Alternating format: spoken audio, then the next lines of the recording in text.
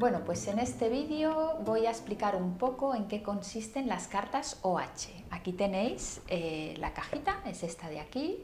Son cartas asociativas que se utilizan en psicología proyectiva y su uso es terapéutico. Se llaman OH porque estas cartas se crean en los años 80 y llamaban mucho la atención al principio, entonces las personas que entraban en contacto con estas cartas pues siempre hacían "oh" de sorpresa, entonces por eso le han puesto OH de nombre. Os explico un poco el origen. El origen de estas cartas nace en primer lugar con las acuarelas, las imágenes. Este juego de cartas tiene 88 conceptos y 88 imágenes, pero bueno, aquí tenéis una selección, no están las 88. Entonces, un señor que era pintor artístico que se llamaba Eli Rahman creó en los años 80 88 acuarelas de diversos temas y en principio la finalidad era lúdica, para jugar con los amigos, pero sin ninguna finalidad terapéutica. Unos años más tarde, un conocido suyo, que era psicoterapeuta alemán, que se llama Moritz Egetmeier, lo que hace es ver el potencial que hay en las imágenes, en estas acuarelas, terapéutico, y le añade 88 conceptos, que son los que veis aquí. ¿Por qué Moritz Egetmeier ve un potencial terapéutico en estas cartas? Pues bien, tiene que ver con nuestro cerebro. Como sabéis, nuestro cerebro tiene dos hemisferios, el derecho y el izquierdo. El hemisferio derecho tiene que ver con información creativa, intuitiva, espiritualidad, información más sutil, y en cambio el hemisferio izquierdo es el racional, el que analiza, el que estructura, el que disecciona este tipo de temas, ¿no?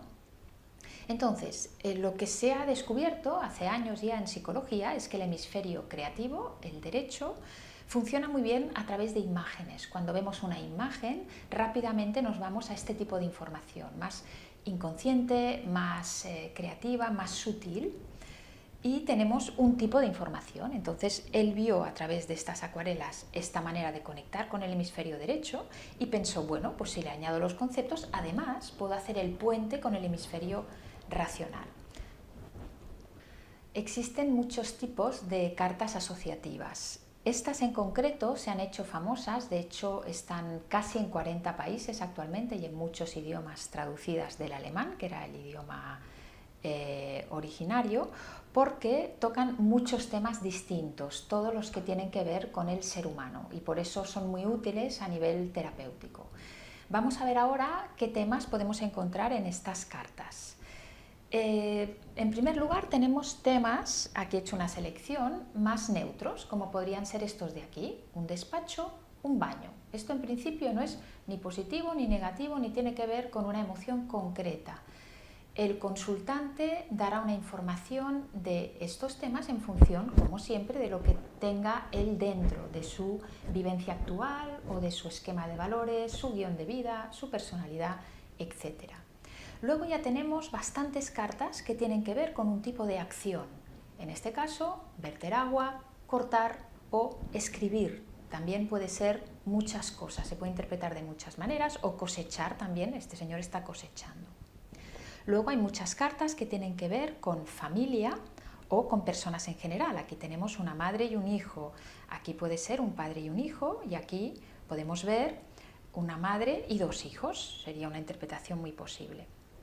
También hay varias cartas que hablan de sexualidad, cartas que hablan de naturaleza en sus diferentes vertientes, la más tranquila que tenemos aquí, o una tormenta que puede tener que ver con partes más emocionales de nosotros mismos, como podría ser estallar, por ejemplo, y cartas claramente ya más emocionales, como esta cara de aquí, que puede representar miedo o angustia, una mujer muy seria o enfadada, podríamos ver aquí.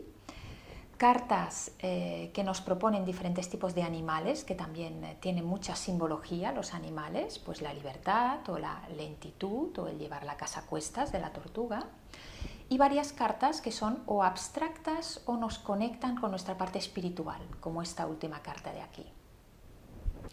Entonces, ¿por qué funcionan estas cartas? Bueno, funcionan porque en realidad nos hacen de espejo un poco como un psicólogo o un coach de lo que ya tenemos dentro, de lo que podemos intuir como bloqueo, como cosas que tendrías que trabajar o como facilidades, ¿no? Entonces, estas cartas en la mayoría de los casos se trabajan boca abajo.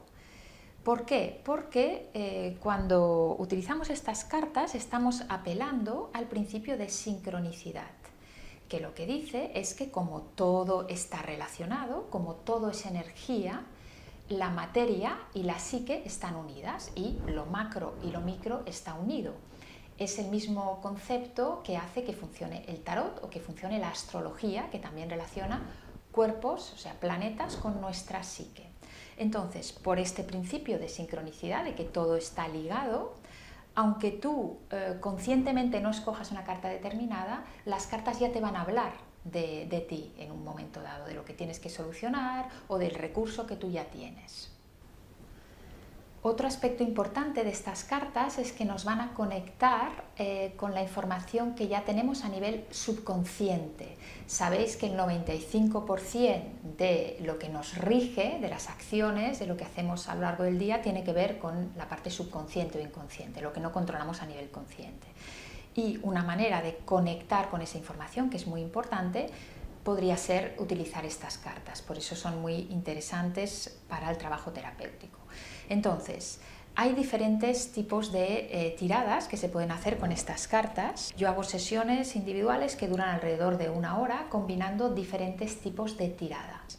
La más sencilla sería pues combinar un concepto, pues este de aquí, por ejemplo, un concepto y una carta, ¿vale?